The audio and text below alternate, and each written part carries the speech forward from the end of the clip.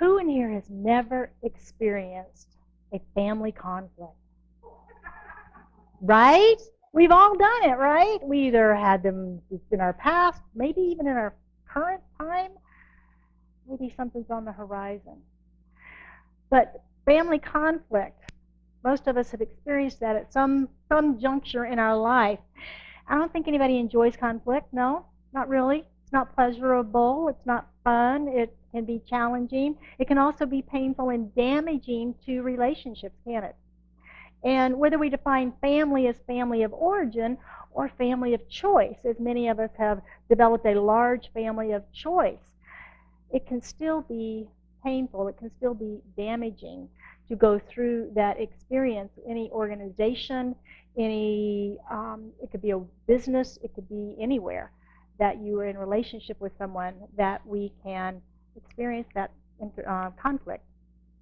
Ernest Holmes, who's the founder of Centers for Spiritual Living and the author of The Science of Mind, suggests in his essay called The Family Life, when we treat or pray to heal family confusion, we work to know there is no confusion, that family is a collection of perfect ideas.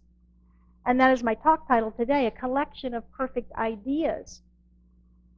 And how could it be otherwise if we are all truly manifestations of the One? We are all divine ideas in the mind of God. So we are already that perfect collection. He goes on to suggest that we can begin to see through the chaos of conflict into love by moving our awareness away from the conflict to the recognition that we are each this divine, perfect idea in the mind of God.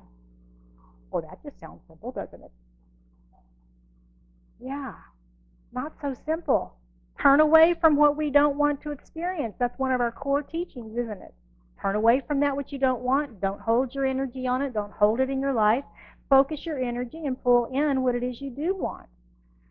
But when we're in the middle of a conflict with a loved one, a spouse, a family member, a close friend, that can be really hard to do. Because what happens? Right, wrong. All right? I'm right, they're wrong.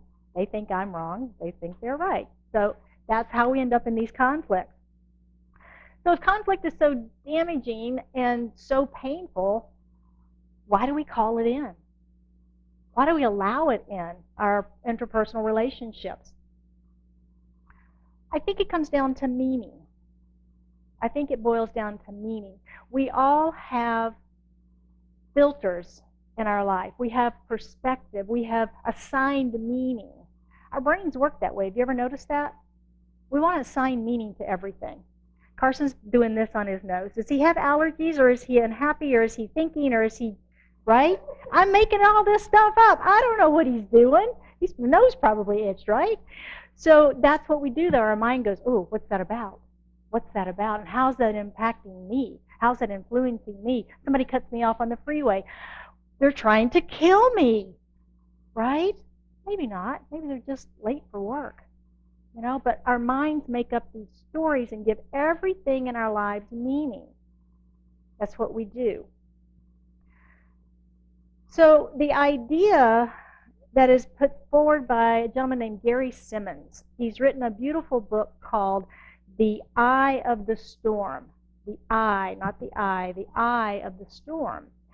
And he suggests that all conflict occurs because of this meaning that we have assigned to everything that happens in our life, period. That's it. It's whatever meaning we have, whatever filter we're looking at it through. Because our brains, there's so much activity, so much stuff going on, that our brains have to filter things out, or there would just be too much stimulation. So we begin to discount. Oh, I know what they're going to say. I know that's going to happen. I know what's next on that. I know where this is going, right? So that we don't have to filter all that stuff. But he says that it's because of this meaning that we put on it. And we've talked before about how I might be triggered by something, and the person next to me is like, what's wrong with you? You're crazy. There's nothing going on. They didn't mean anything by that. We've all had that experience where one person's triggered and another is not. Erwin Schrödinger, anybody heard of him? He was the guy with the cat in the box. Yeah, the guy with the cat in the box.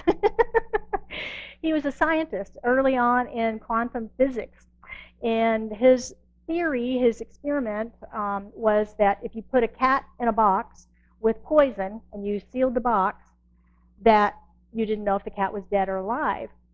But whatever you believed about the cat is what its fate would be.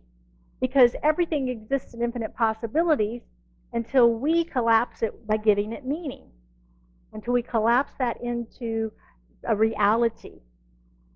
Because if, as long as we don't see what's in the box, we don't know if the cat is dead or alive, right? But as soon as we observe it, it's called the observer effect. As soon as we observe it, then whatever our belief is what happens there with the cat. That's his theory in quantum physics. He said, I, in the widest meaning of the word, am the person, if any, who controls the motion of the atoms. Now, what are our bodies made up of? What's everything made up of? Atoms. So I am the person who controls the motion of the atoms according to the nature of laws. According to the nature of laws. He's basically suggesting, again, that until we observe something, it's not a fact. Now, that kind of fits with science of mind, doesn't it? Change your thinking, change your life, change your reality. Nothing's right or wrong. Thinking makes it so. Was that Shakespeare said that? Yeah. So this is like an ancient truth that we hear that Schrodinger just sort of applied into quantum physics. Have you ever misunderstood somebody? You ever heard eyewitness accounts that were completely opposite? You missee, misunderstand, misperceive. Sure, it happens all the time. It happens all the time. We're collapsing those atoms, aren't we, into some sort of a fact. Imagine the poor person that had the eyewitness watching their account of whatever, and they're going, that's not what happened at all. This person's going, yes, it is, and that one's going, no, it was this. Where's truth in all of that, right? Because even the person, the perpetrator, even their perception is different from the people that were observing that, isn't it? Yeah. So family conflict. Holmes calls it family confusion. That seems kind of relative. I don't know about your family, but my family, that's pretty relative. Family confusion. He says there's a wrong combination of thought. A wrong combination of thought. He suggests that our close relationships are already spiritually unified. Otherwise, we would not be in relationship with the other. Let that sink in. We're all here today by divine appointment, aren't we? There's no accidents. We're in this community by divine appointment. Every relationship that we have in our lives, be it family, be it friends, business, anywhere in Scottsdale that we go, anywhere we go, everyone that we meet is by divine appointment for some reason in our lives. We are all spiritually united in this soup of wholeness and oneness.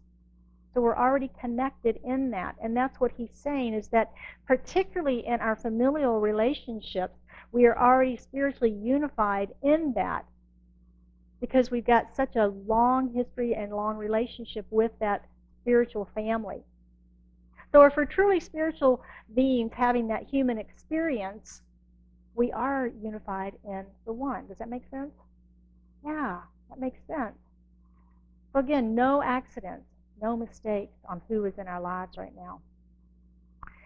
Gary Simmons also suggests that we embrace conflict and allow it to teach us what we otherwise may not learn. Oh, great. Right? But isn't it true? Anytime you've had a lot of turmoil or conflict and you look back on it after the fact, there's usually profound growth, isn't there? And it's pretty expedited. It's pretty dense and fast, typically, that we get through that. Sometimes it could take years to learn the things that we learn through moving through and healing a conflict. I remember when my father and I had a pretty serious falling out when I was 17 years old, so much so I left home. I moved out, moved in with my sister. And about a year later, I decided to go back and mend that relationship. And in doing so, I learned a lot about myself. I learned a lot about myself as a young woman, as a human being. I learned about my dad, my parents' relationship, and things that I probably would not have learned about them or myself at that young age had I not gone through that experience with my dad. I grew up a lot in about 12 months. I learned that I could speak my truth without my whole entire world exploding as it had done as a child, because we were of that family of, what is it? Be seen and not heard? That one? Yeah, that was the one. I've stuffed that. And I learned that I could be courageous, that I could face that unwelcome environment, because I wasn't welcome back in my home. When I would walk in, anytime I did walk in over there, I was not welcomed. And then I also learned that I could forgive. I learned that I could forgive. I also discovered that everyone doesn't say I'm sorry in the same way. Some use gestures. My dad offered me an apple. I didn't understand that at 18 years old. I was like, oh, what's up with that? And I'm looking at my mother, and she's just like, and so she had to explain it to me. Now, they'd been married 35 years, so she knew this about him, that he could not say those words, I'm sorry. He could not admit fault about anything. But through his gesture of giving a token of something that he knew I liked, he apologized. And my mother was shocked at how big that was. Okay. So conflict can be a really rich source of learning for us. You know, there's a big part of me that would like to not have had that experience.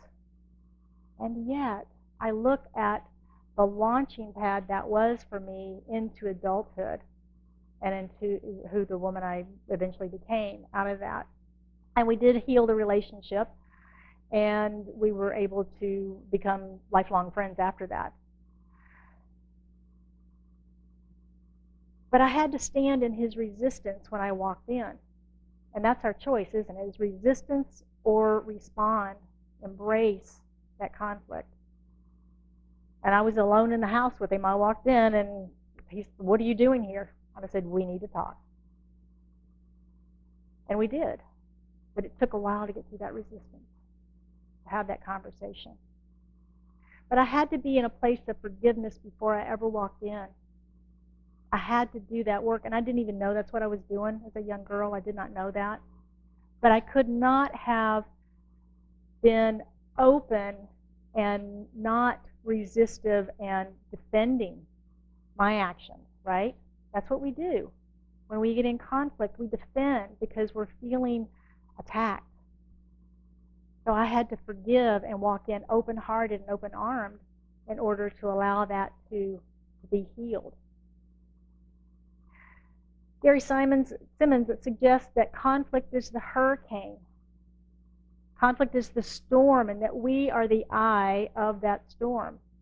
He says, similar to two weather fronts converging, competing needs, wants, and values, combined with misperception, defensiveness, and the need to be right, create an energetic field of influence that is the storm inherent in interpersonal conflict. You ever known anybody that's clunky in their expression of love? Like my dad and the apple, that was a little clunky, not expected.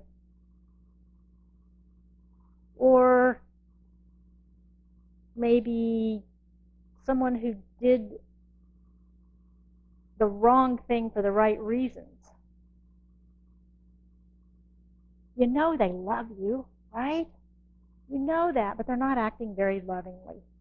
And they may be acting out of fear. They may be acting out of protection, thinking that they need to protect you from yourself or whatever the situation is. And they can be clunky in that. It can feel threatening.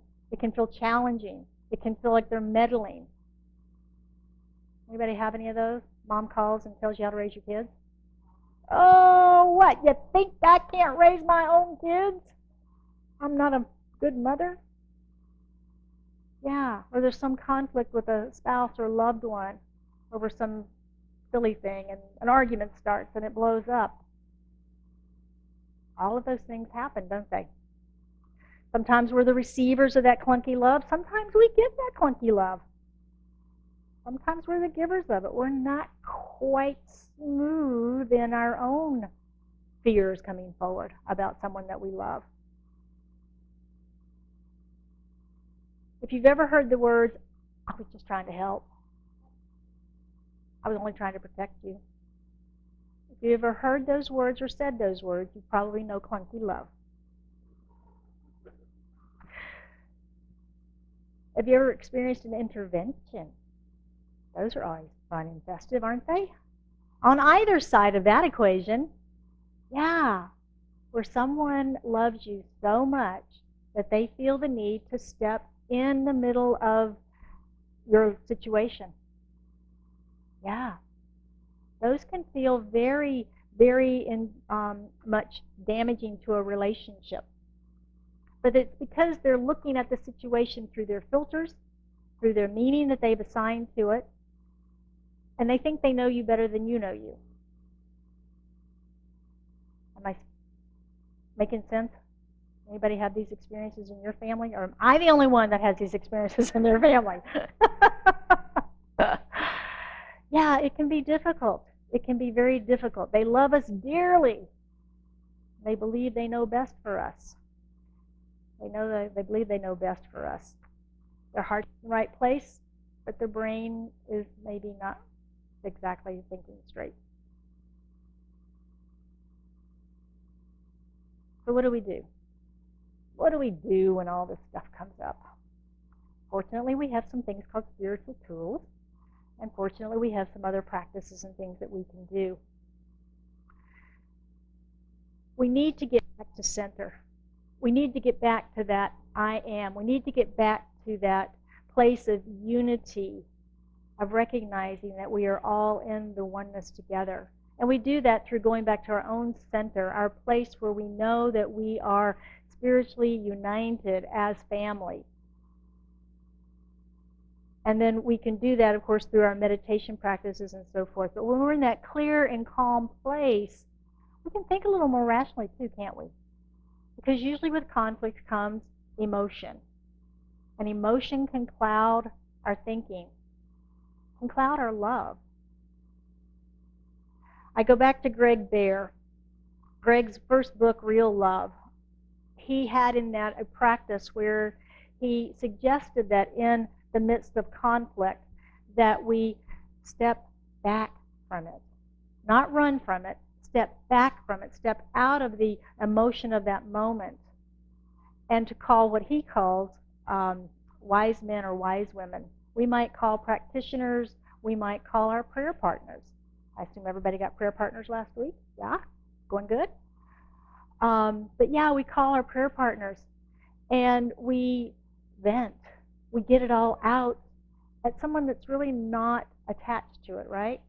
They can hear it. I hear you. Oh my gosh, yes. Oh yeah. And it diffuses. And then we can take that into our meditation, into our prayer time, and get ourselves into that centered whole place where we know that our sister is our sister. We know that our parents are our parents. We know that we are spiritually connected, united in that love that we came in with. We get back to that place, and then we can re-enter the arena, so to speak. Because God's always win-win, right? And when we go to center, we can find those win-win solutions. We can find them at that place. Remember what Einstein said, you can't solve the problem from the same place that it's created. The same is true here. You can't resolve conflict from the same energy, the same place that it's created. You've got to shift that. And shifting that is through our spiritual practices. Simmons talks about how during that time we become the link between God and circumstances. Isn't that beautiful? We become the link between God and circumstances. We allow Spirit to manifest through us, through the perfect right words, through that divine intelligence to help that conflict be resolved. We teach that we are Spirit and form here. We are the hands and feet of God. As it lives, moves, and has its being through us. And we all come in the same But we have this meaning that we begin to put on everything, and that's the individualized expression, is the meanings that we put on life. Sometimes conflict is a painful but most direct route to change. Think about war. Big change in a hurry. Everybody that's in our life now that's causing conflict, from our political things, whatever you think about any of that stuff, to our interpersonal relationships, to the guys on the freeway, to whatever. All of that is here for us to grow, to expand our consciousness and our awareness. And when we can find that calm and that peace within us, we can become that eye of every storm. We can become that perfect idea of God in us, as us, and through us. So let's look at our practicing the presence this week and how we might be able to weather these storms in our lives. The first one is doing it wrong for the right reasons. Doing it wrong for the right reasons. I love them so much, but they can't do that anymore. Right? And then we intervene in some way.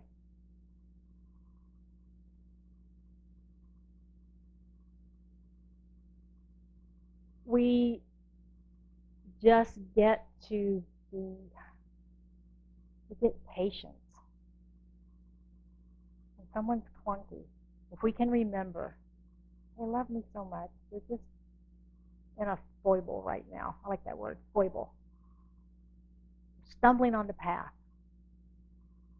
Who's not stumbled on the path? Right? Yeah, we all stumble. We hold the light for each other. But sometimes, particularly in the family conflicts, it's so difficult to do that because we've got such history, such close ties, such knowingness of each other, that it's easier to go to conflict than to hold the light of love. Patience. Patience, patience, patience. Have a conversation if you can. Hold it in consciousness. Recognize your unity with that person. Temper your resistance. Try to connect with her heart. Try to connect with her heart. And then practice forgiveness. Differentiating the act from the actor. And I think in family that's really a key point to remember, is separate the act from the actor. You know that the actor is the loving presence of your family.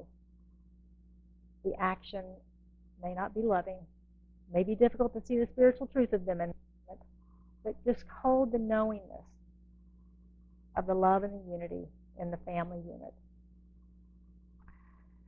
Number 2, you are the eye of the storm. If we are truly spiritual beings having a human experience, nothing's against us. You ever heard that? The universe is for us. Nothing is against us. You believe it? I don't always feel that way, especially when folks aren't acting spiritual. But if it is true, and we can ask ourselves, how did I create an adversary? How did I create an adversary of this person that I am in the oneness with? And the universe is for me. Everything conspires for my good. How can this not be for my good? Right? All things are possible from that place of I am. The third is to be that link. It's my favorite quote from the book, to be the link between God and circumstances. And that's just a beautiful, powerful visual about our connection to Source. And we talk about that that's the manifestation process, don't we? That Spirit through us, through divine ideas. Well, the same is true here. That even in conflict, we can remember our connection to the divine, that we are that link between spirit and the situation, spirit and the circumstance, spirit and the person I'm in conflict with. I am that link. I open my ears and my heart to hear how to resolve this, how to diffuse this, how to return to love in this.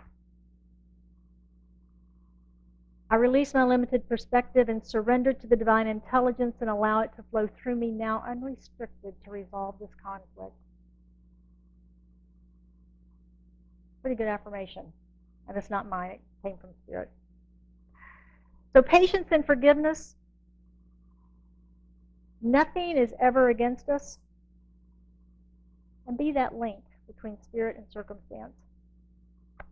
And remember that you and all your relationships, family, friends, organizations, and career are a collection of perfect ideas. And you're already in perfect harmony. No matter the appearance, we're in perfect harmony. So let's close up today with a quote from Rumi, one you're probably familiar with, but I've also found a different translation of it that I would like to share with you. The one you may be familiar with is, out beyond ideas of wrongdoing and right doing, there is a field. I'll meet you there. When the soul lies down in that grass, the world is too full to talk about. That's a beautiful translation, but the other one sounds more true to me of Rumi. Beyond both the practice of religious faith and unbelief in these practices, there is a field where we will meet, united in universal love that erases all things and all people. That is a beautiful sentiment. Become the spiritual beings that we are, to unite in the love that we are, and to let go of differences, and to just be in the oneness. I think that's beautiful. So I invite you now to join me in an affirmative prayer.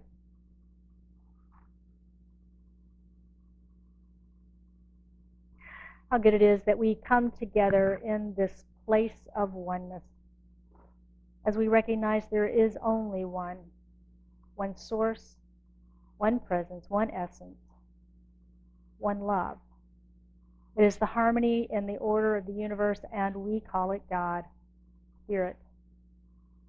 It is all here now, present, in, through, and as me, as an outward manifestation in physical form of it. And I know that as I am a manifestation of it, I am that divine harmony and order. I am that unity. I am that collection of perfect ideas. And as I know that for myself, I know that for each one of us that's gathered here today and any of those in the sound of my voice, for I know that we are all united in this oneness, this wholeness of the presence of God. There is not God in anything else. There is only God. And so from this place of knowing, I speak my word for and about each one of us this day, knowing, claiming, and accepting our divinity and our unity in the wholeness of the one, knowing that we do come together and recognize that we are this collection of beautiful and perfect ideas of spirit, and that we have connected and met for reason, for purpose, with each and every person in this room, each and every person in our life. And I know that if there is any conflict in anyone's life, whether it's old conflict that's not been healed and forgiven, new conflict that we're in the midst of today, or just knowing that if it comes forward in the future, it is healed. It is healed. Love is revealed. Unity is restored. Forgiveness reigns.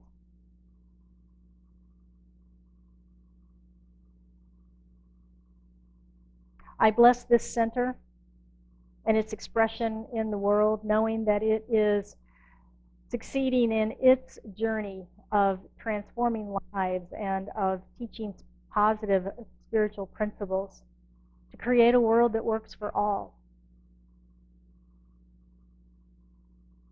And for anyone that has anything on their heart today, I know as we lift that into this prayer time, that whatever needs to be healed is healed, revealed, clarified, whatever financial flow or health or whatever the need might be, as they lift that into their awareness, as fully healed, whole, perfect, and complete, we know that it is done as we believe. And so it is with a grateful heart that I release this into the activity of law, into the action of mind, knowing that it is done. We affirm this together by saying, and so it is.